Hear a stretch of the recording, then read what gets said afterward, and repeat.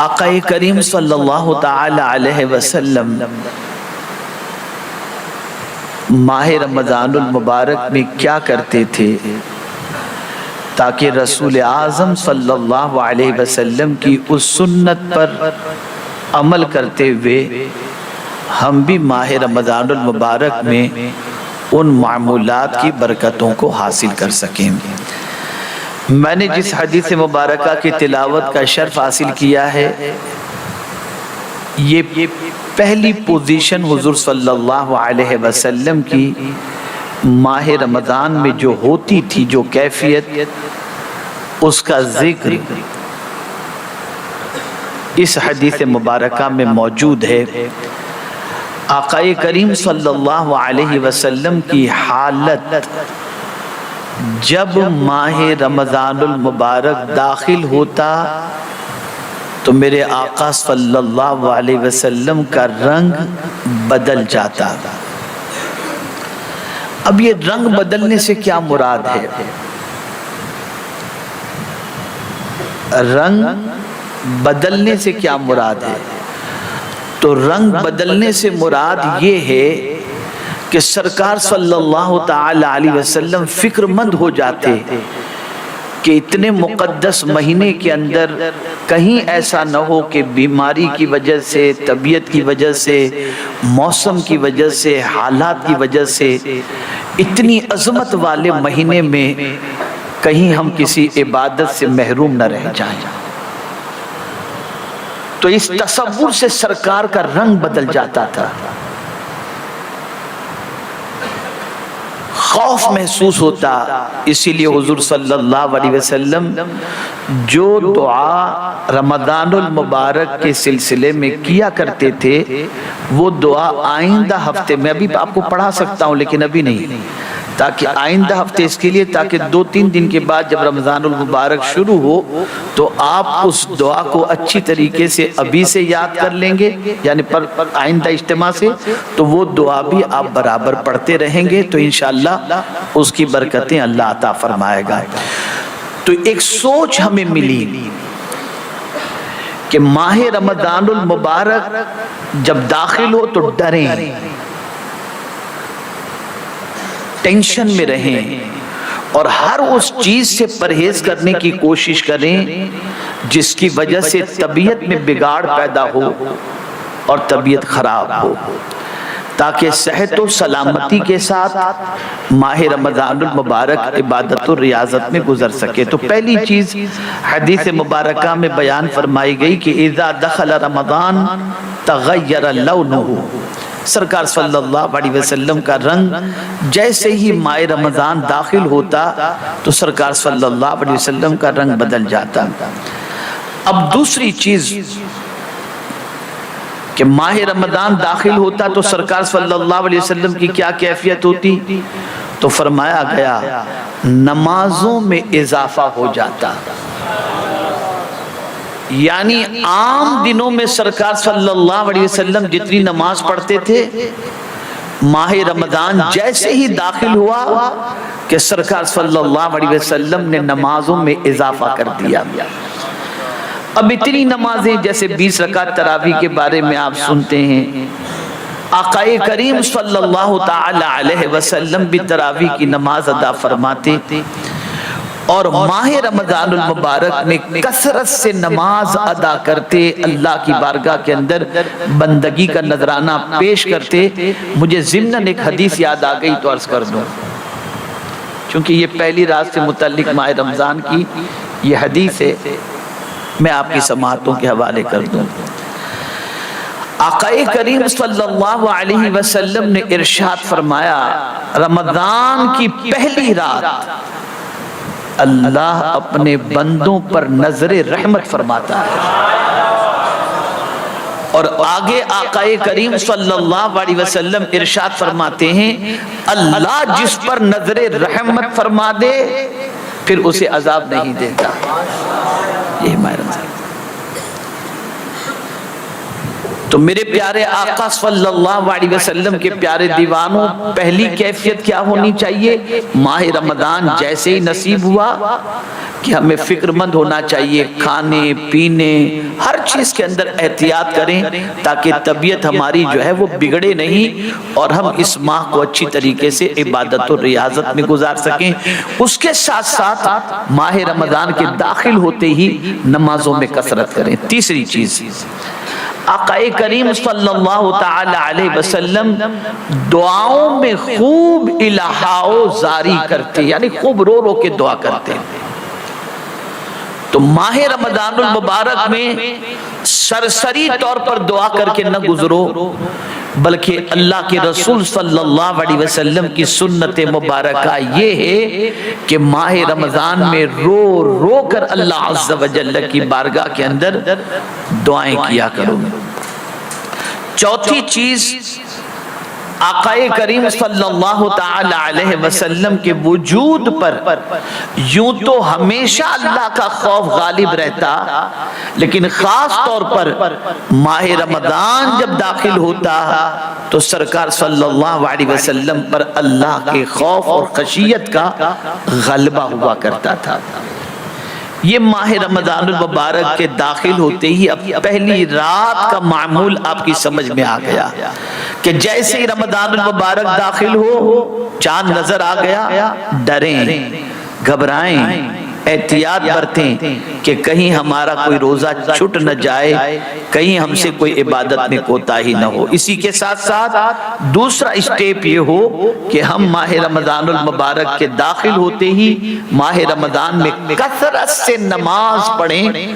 تیسری چیز، ماہ رمضان کے اندر اللہ کی بارگاہ میں خوب الہا و زاری کریں، خوب روئیں اور رو رو کر دعائیں کریں۔ اور چوتھی چیز، اللہ کے خوف اور اللہ کے ڈر کو اپنے وجود پر غالب کریں۔ میرے پیارے آقا صلی اللہ تعالی علیہ وسلم کے پیارے دیوانوں، اب اس کے ساتھ ساتھ فرمایا گیا، یوں تو آقا کریم صلی اللہ تعالی علیہ وسلم ہمیشہ تہجد کی نماز ادا فرماتے تھے، لیکن رسول اعظم صلی اللہ علیہ وسلم کے بارے میں بخاری شریف کے اندر یہ حدیث مبارکہ موجود ہے کہ رسول اللہ صلی اللہ علیہ وسلم رمضان اور رمضان کے علاوہ بھی 11 رکعت سے زیادہ نہیں پڑھتے تھے۔ سرکار صلی اللہ علیہ وسلم عشاء کی فرض، سنت، نفل ادا کر کے تہجد سرکار صلی اللہ علیہ وسلم جب ادا کرنا چاہتے تو آرام فرما لیتے، اور جب آرام فرما کر بیدار ہوتے تو سرکار صلی اللہ علیہ وسلم 11 رکعت پڑھتے، 8 رکعت تہجد کی ہوتی اور 3 رکعت وتر کی ہوا کرتی۔ تو میرے پیارے آقا صلی اللہ تعالی علیہ وسلم کے پیارے دیوانوں، ہم اگر 8 رکعت پڑھ سکتے ہیں تو سبحان اللہ، اور نہیں تو زیادہ سے زیادہ 8 پڑھیں اور کم سے کم 2 پڑھنے کی کوشش کریں کہ ماہ رمضان المبارک میں ہمارے لیے یہ آسانی ہوتی ہے کہ ہم سحری کے لیے بیدار ہوتے ہیں تو اتنا وقت ہمارے پاس ہوتا ہے کہ ہم کم از کم 2 رکعت پڑھ لیں۔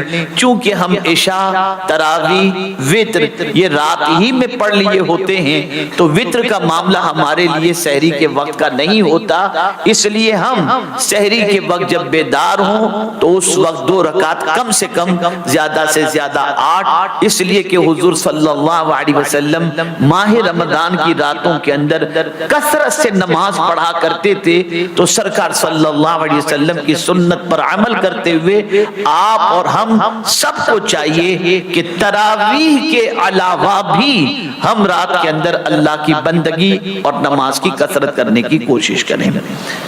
میرے پیارے آقا صلی اللہ تعالی علیہ وسلم کے پیارے دیوانوں،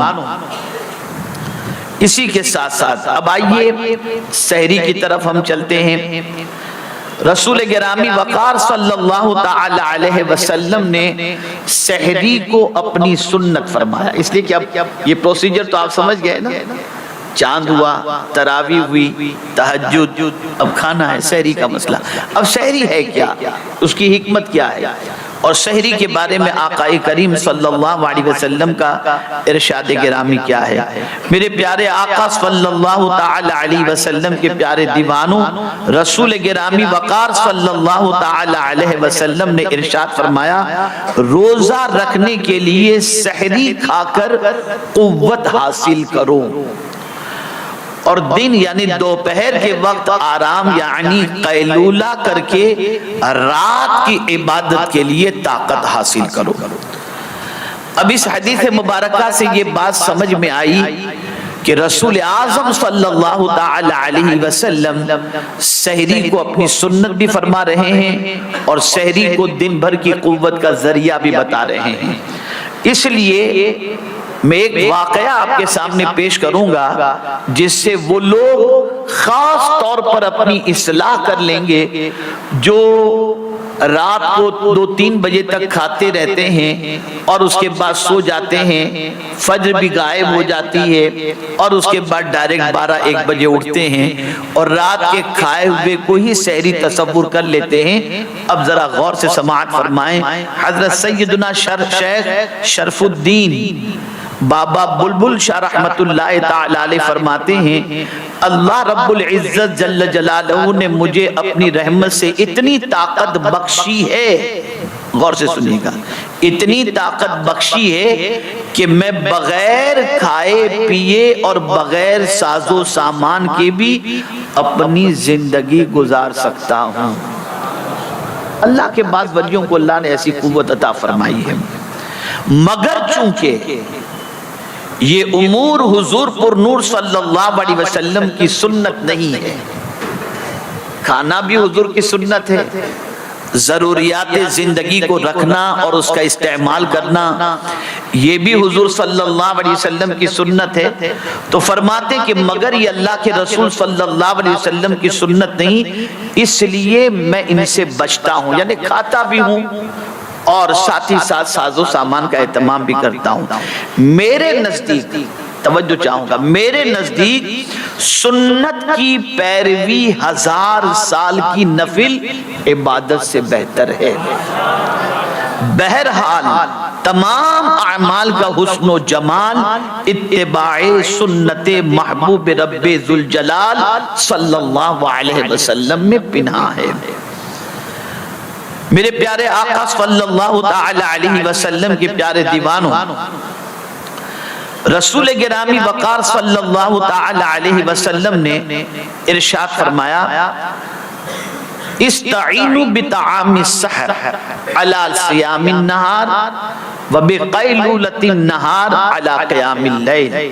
رسول اعظم صلی اللہ علیہ وسلم نے ارشاد فرمایا، دن کو قیلولہ کر کے رات کی نماز کے لیے مدد حاصل کرو اور سحری کھا کر دن کے روزے کی قوت حاصل کرو۔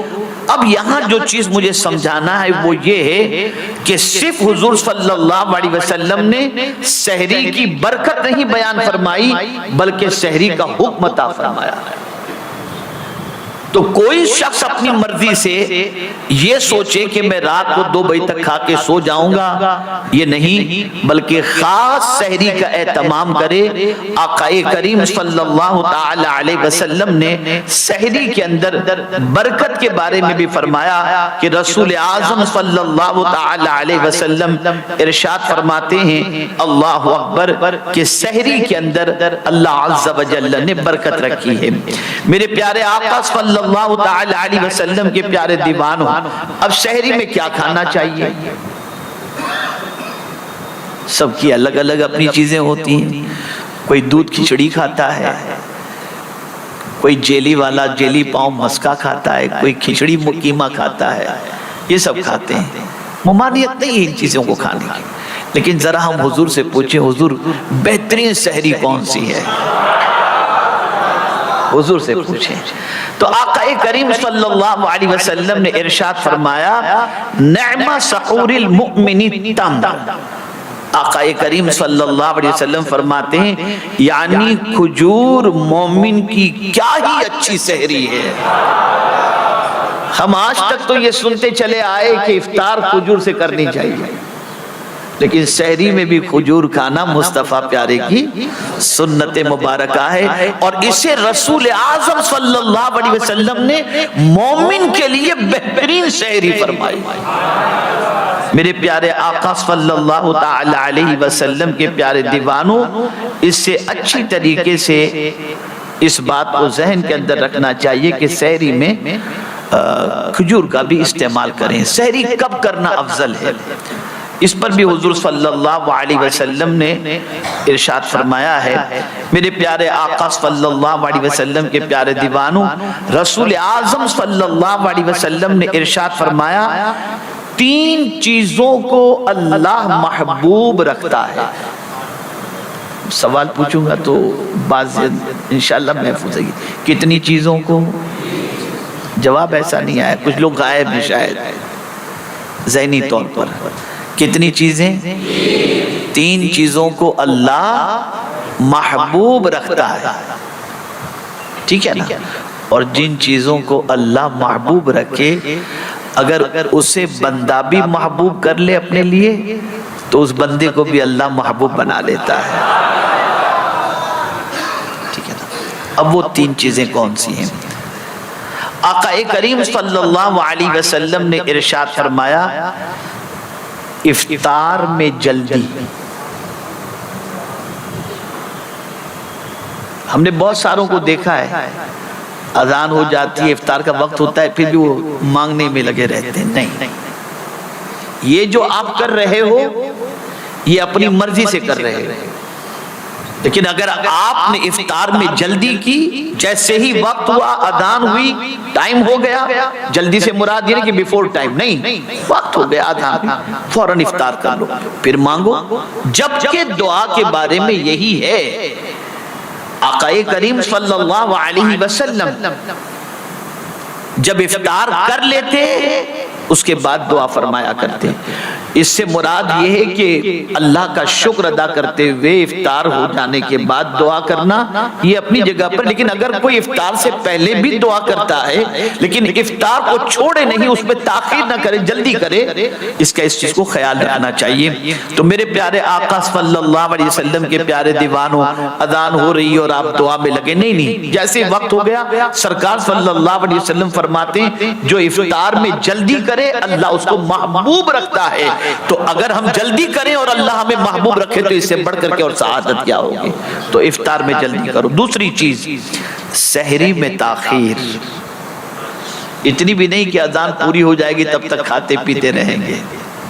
تاخیر سے مراد یہ ہے کہ آپ جو ہے لیٹ سحری کریں اور وقت ختم ہونے سے پہلے آپ کی سحری مکمل ہو جانی چاہیے، اس کو خیال میں رکھیں۔ اس پہ تو میں سمجھتا ہوں کہ لوگ تھوڑا سا احتیاط کرتے ہیں اور کوشش کرتے ہیں کہ ابھی ٹائم جو پانی پی لو، چلتا رہتا ہے۔ اس میں اس سنت پہ تھوڑا سا عمل رہتا ہے، آخر تک لاؤ ایک گھنٹ اور مار لو جلدی سے، ابھی اذان نہیں ہوئی۔ تو ٹھیک ہے، سحری میں تاخیر کرنا یہ بھی اللہ عز و جل کو محبوب ہے، لیکن اتنی بھی نہیں کہ جو ہے وقت شروع ہو جائے ورنہ پورے دن فاقے اور اس کے علاوہ اور کوئی چیز لکھی نہیں جائے گی۔ اور اسی کے ساتھ تیسری چیز، سبحان اللہ، آقا کریم صلی اللہ علیہ وسلم فرماتے ہیں نماز میں ہاتھ پر ہاتھ رکھنا۔ اب میں نے اس پر غور کیا، اللہ اکبر، ہاتھ پر ہاتھ رکھنا، سبحان اللہ، یہ ایک ادب کی علامت ہے کہ بندہ ہاتھ باندھ کر کے اللہ کی بارگاہ میں کھڑا ہے اور مولا کو اس بندے کا ادب بہت اچھا لگتا ہے کہ بندے تو کسی دنیا دار کے سامنے نہیں، تیرے پروردگار کے سامنے کھڑا ہوا ہے۔ تو یہ ادا اللہ کو بہت پسند ہے، یہ ادا اللہ کو بہت پسند ہے۔ تو آپ نے یہ باتیں اچھی طرح سمجھ لی، افطار میں جلدی، سحری میں تاخیر اور ہاتھ پر ہاتھ باندھ کر نماز۔ میرے پیارے آقا صلی اللہ علیہ وسلم کے پیارے دیوانوں، اب اسی کے ساتھ ساتھ آقا کریم صلی اللہ تعالی علیہ وسلم ماہ رمضان المبارک کے اندر قیام کے سلسلے میں بہت تاکید فرماتے ہیں.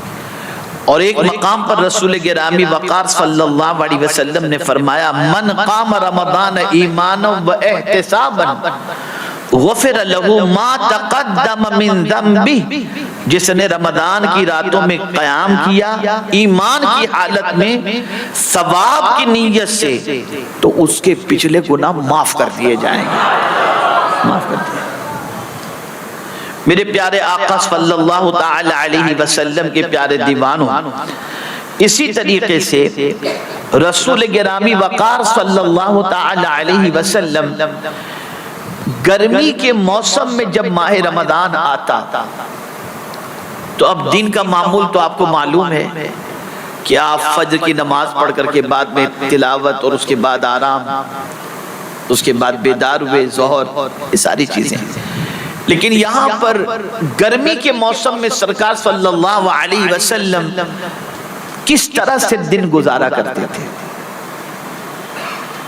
اس زمانے میں پنکھے کا موسم، پنکھے کا سسٹم نہیں تھا، پنکھے موجود نہیں تھے، اے سی نہیں تھا، کولر نہیں تھا.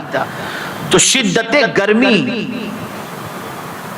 کو کس طریقے سے سرکار صلی اللہ علیہ وسلم اس کو ٹھنڈی میں تبدیل فرماتے. تو رسول اعظم صلی اللہ علیہ وسلم دوپہر کے وقت یا تو زمین پر تھوڑا سا پانی ڈال کر صرف تہبند پہنے ہوئے اس زمین پر لیٹ جاتے شدید گرمی کی وجہ سے، یا پھر پتلا کپڑا، باریک کپڑا، اسے پانی میں بھگوتے اور بھگو کر سرکار صلی اللہ علیہ وسلم تہبند پہنے ہوئے اپنے بدن پر اس پانی سے بھگے ہوئے کپڑے کو ڈال دیا کرتے تھے، جس سے راحت نصیب ہوا کرتی تھی.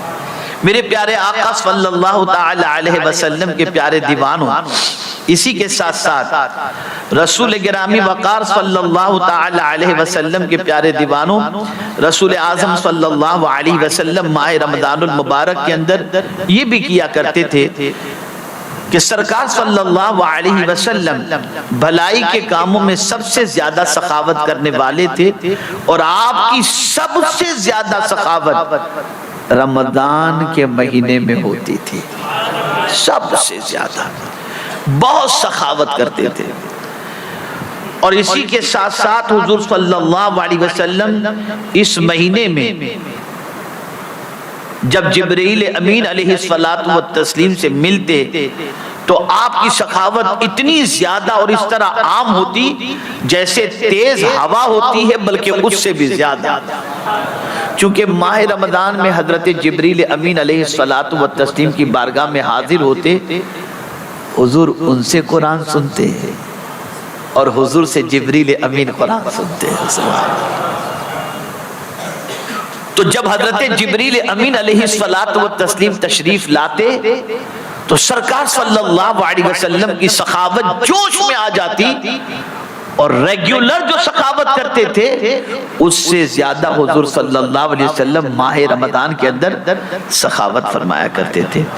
میرے پیارے آقا صلی اللہ تعالی علیہ وسلم کے پیارے دیوانوں، اسی طریقے سے رسول اعظم صلی اللہ تعالی علیہ وسلم افطار میں جلدی کرنے والوں کے بارے میں بڑی پیاری بات ارشاد فرماتے ہیں، اسے بھی ذہن کے اندر محفوظ کر لیں. حضرت سہل ابن سعد رضی اللہ تعالیٰ عنہ سے مروی ہے کہ رسول اللہ صلی اللہ علیہ وسلم نے ارشاد فرمایا، لوگوں سے بھلائی زائل نہیں ہوگی جب تک کہ وہ افطاری میں جلدی کرتے ہیں. اور اسی کے ساتھ آقا کریم صلی اللہ علیہ وسلم نے ارشاد فرمایا کہ رب قدیر ارشاد فرماتا ہے، میرے بندوں میں مجھے وہ بندے زیادہ محبوب ہیں جو افطاری میں جلدی کرتے ہیں. میرے پیارے آقا صلی اللہ تعالی علیہ وسلم کے پیارے دیوانوں، ماہ رمضان المبارک میں کثرت سے تلاوت قرآن مقدس کرنا یہ بھی حضور صلی اللہ علیہ وسلم کی سنت مبارکہ ہے. ماہ رمضان المبارک میں روزے دار کو افطار کرانا یہ بھی آقا کریم صلی اللہ علیہ وسلم کے فرمان پر عمل کرنا ہے. رسول اعظم صلی اللہ تعالی علیہ وسلم نے افطار کے حوالے سے بھی فرمایا کہ افطار کن چیزوں سے کرو؟ تو سرکار صلی اللہ علیہ وسلم افطار کھجور سے کرتے، اور کھجور کے میسر نہ ہونے پر، کھجور بھی کون سی کھجور، یہ بھی حدیث شریف میں ہے، رطب سے افطار کرتے، رطب سے، یعنی وہ جو نرم اور گیلی جو ہوتی ہے نا، اسے رطب کہتے ہیں، اس کھجور سے سرکار صلی اللہ علیہ وسلم افطار فرماتے۔ اس کے نہ ہونے پر آقا کریم صلی اللہ علیہ وسلم خشک کھجور سے افطار فرماتے، اور اس کے نہ ہونے پر آقا کریم صلی اللہ علیہ وسلم پانی سے افطار فرمایا کرتے تھے۔ میرے پیارے آقا صلی اللہ علیہ وسلم کے پیارے دیوانوں، میں آپ کو رگڑا بھجیا یہ کھانے سے روک نہیں رہا ہوں، یہاں تو اللہ خیر فرمائے، میں تو کیا بتاؤں، سب کا حال ایسا ہے، ہم ہو یا آپ ہو، افطار کے وقت تو آپ دیکھ لیں اتنا ہوتا ہے کہ آدمی کیا کھائے اور کیا چھوڑے، لیکن اس چیز کا خیال رکھیں کہ افطار تو کھجور ہی سے کریں، ٹھیک ہے نا، اور نہ ملنے پر پانی سے کریں۔ میرے پیارے آقا صلی اللہ علیہ وسلم کے پیارے دیوانوں، اور ہمیشہ یہ کوشش کریں کہ اللہ توفیق دے تو ایک کھجور ہی کے ذریعے کسی روزے دار کو افطار کرا دیا کرو، کوشش کرو جتنی بساط۔ اگر کوئی شخص روزے دار کو پیٹ بھر کر کے کھانا کھلائے تو آپ جانتے ہیں اس کے لیے جہنم سے آزادی کا پروانہ ہے، اور افطار کرانے پر غلام کی آزادی کا پروانہ ہے۔ تو ہم کھانے ہی کی فکر نہ رکھیں، کھلانے کی بھی فکر ہمیں ہونی چاہیے۔ اور میرے پیارے آقا صلی اللہ علیہ وسلم کے پیارے دیوانوں، اس چیز کو بھی ذہن کے اندر رکھیں، جو بات اب میں عرض کرنے جا رہا ہوں، چونکہ صرف حاضرین نہیں سن رہے اس وقت، غائبین بھی بڑی تعداد کے اندر دنیا کے مختلف علاقوں میں سن رہے ہیں، میں اپنی قوم کی اس بے راہ روی سے اتنا اپسیٹ ہوں، اور کبھی کبھی سوچتا ہوں تو ڈر لگتا ہے کہ اس قوم کو اللہ عز و جل کس طریقے سے سرخ روئی عطا فرمائے۔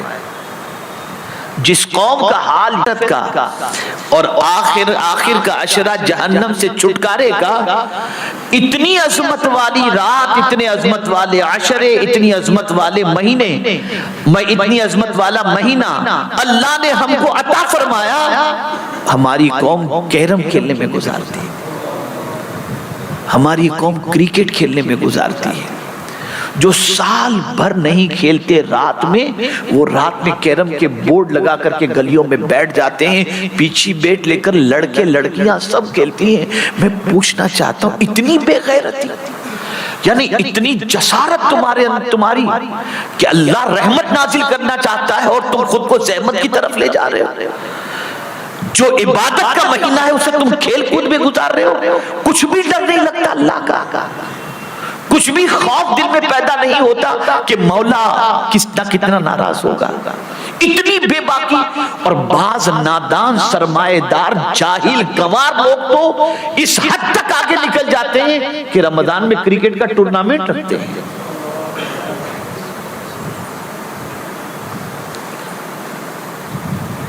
ایسی قوم کو اللہ عزت کہاں سے عطا کرے گا؟ کہاں سے ایسی قوم کو سرخ روئی عطا کرے گا؟ ایسا مقدس مہینہ کہ اس کے داخل ہوتے ہی اللہ شیطان کو قید کر دیتا ہے، جنت کے دروازے کھول دیتا ہے، جہنم کے دروازے بند کر دیتا ہے، تاکہ میرے بندے جی بھر کر کے عبادت کریں۔ لیکن بندہ خود اتنا بڑا شیطان بن چکا ہے کہ عبادت کرنے کی بجائے کھیل کود میں رات گزارتا ہے۔